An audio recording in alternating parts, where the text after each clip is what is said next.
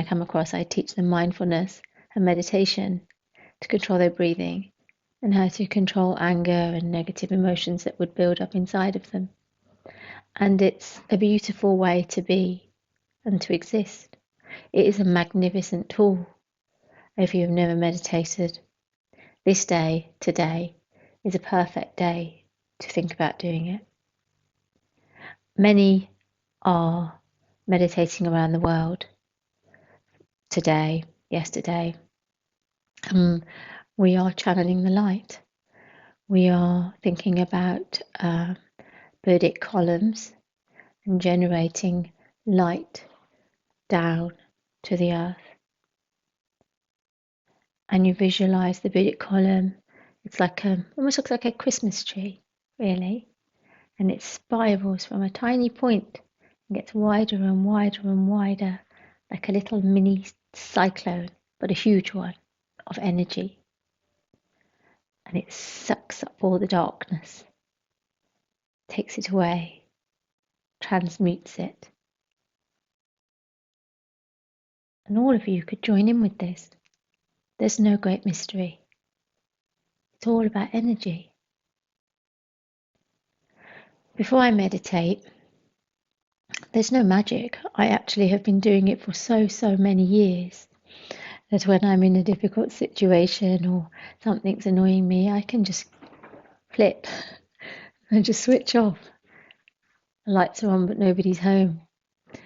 And with practice, you can become very easily, everybody can meditate, everybody, if you choose to. Now, we start with our breathing, calming our breathing. There are different breathing techniques.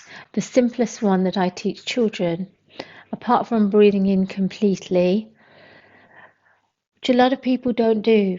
We don't breathe properly, we breathe in a shallow way. So actually breathing in a deep way, pulling that oxygen right into you, into your lungs, and filling up to capacity. When you think you're completely full in your lungs, take a little bit more in. And then that actually, really fills your lungs. And then release slowly.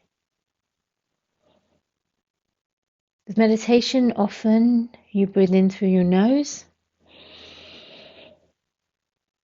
and then exhale through your mouth.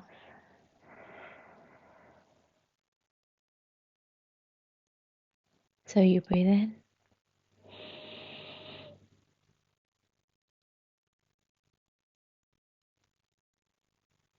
And you breathe out.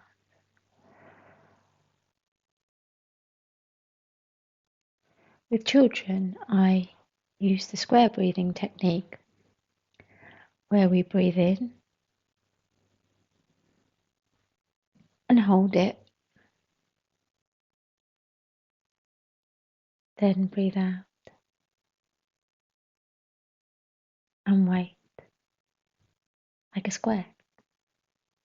Now that technique is beautiful, and I always tell children that the hardest thing is the wait, because you naturally want to breathe in again. As soon as you breathe out, you naturally want to breathe in. But with practice, you can pause. Now, obviously, doing that whole thing takes a little bit of focus.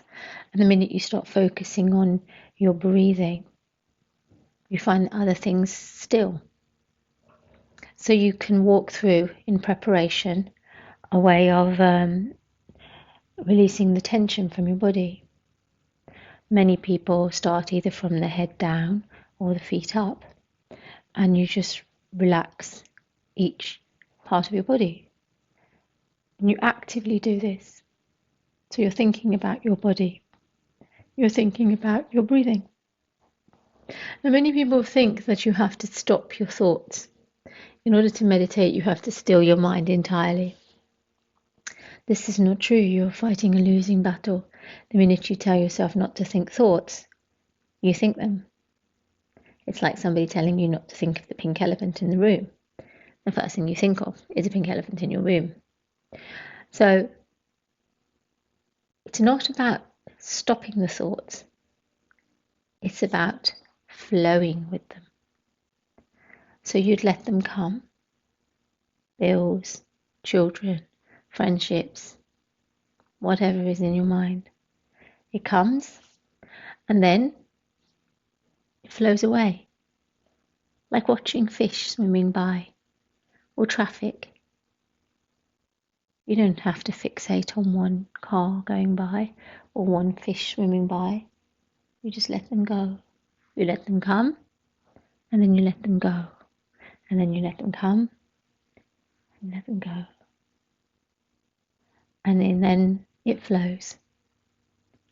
This then helps you to just release things, and you move into a more relaxed state in your body. When you really reach this state in your body, you can start to visualize whatever it is you want to meditate upon. For me, I meditate on many things, to be quite honest, because all the answers that we ever seek are within us. So the quieter we get, the more still we become, the more clarified our thoughts are. And the more we realize that there's a lot we can just let go of, that we don't need to hold on to. Little things, things that bother us, things that seem so big, but actually we can just let them flow away. Do we need to react to everything that comes in our life? Everything that might irritate us? Do we have to react? No. Because that's the beauty of meditation. And then as you learn yourself, as you learn your mind, as you learn to listen to spirit, you learn to realize many things. For me, a really big thing, major thing to realize is that how people act towards you is never about you. It's about them. We see in others what exists in ourselves. So when somebody troubles you, look within to see why they are troubling you. What exists in you that allows them to trigger you. So when we have this whole release, and we get to this point where we are stilling our mind, relaxing our bodies, and honestly, trust me, it's not hard. You can do it. You just need to find time. And if you can find time today, this day, try to visualize these Buddhic columns that are around the world. As you visualize it, you visualize your star, your astral body, because each of us have different layers within our bodies, not just our emotional, mental, physical, but we have different layers, etheric layers, and all these different layers. But we have the astral layer, so then we can push our star, visualize the beams of light coming into us. So we always visualize the light coming through the crown chakra and into our body, and the light floods through us. The light channels through us as we breathe prana, the breath of life, which is ready available to all of us, this higher state. There is no magic to it. You are magic. You are energy. You can reach this higher state. If you seek it, you will find it, because it seeks you all the time. So you channel the light into you, and you breathe the violet flame into yourself, this beautiful energy. You can see it as golden light filling you, whatever colour you prefer. I often go with a golden light, and I pull this into my body, and you start to feel a tingling in your hands, in your body, in your skin. And then, as that builds, we channel this light. And you see the light rising up above you into the sky, beyond the planet, about 9 miles up. You picture your star. And at the moment, we're healing America. We've been focused on healing America, channeling the light. And then, wherever you are, you're channeling this energy from the galactic sun into our universe, into your star.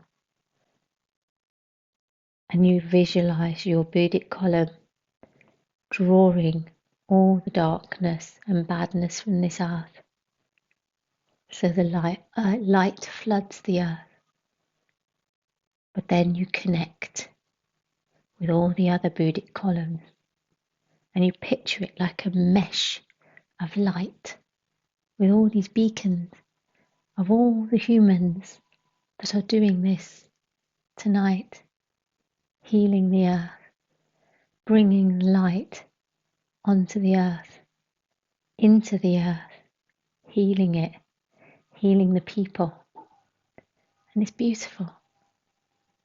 We connect, all of us, because we are all connected.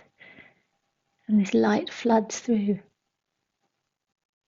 to the earth. If you wish to partake of this tonight, do. I've talked for far too long, 12 minutes. If you wish to know any more about meditation, I am just a humble little brown girl on my spiritual path. It's a path I was born into, and I've lived on the periphery all my life. I kind of like it there. And I've connected with spirit all my life.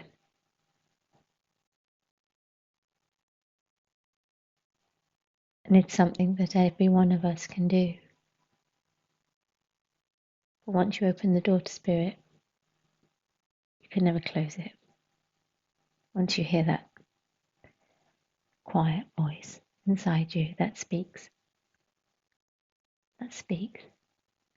when you are still.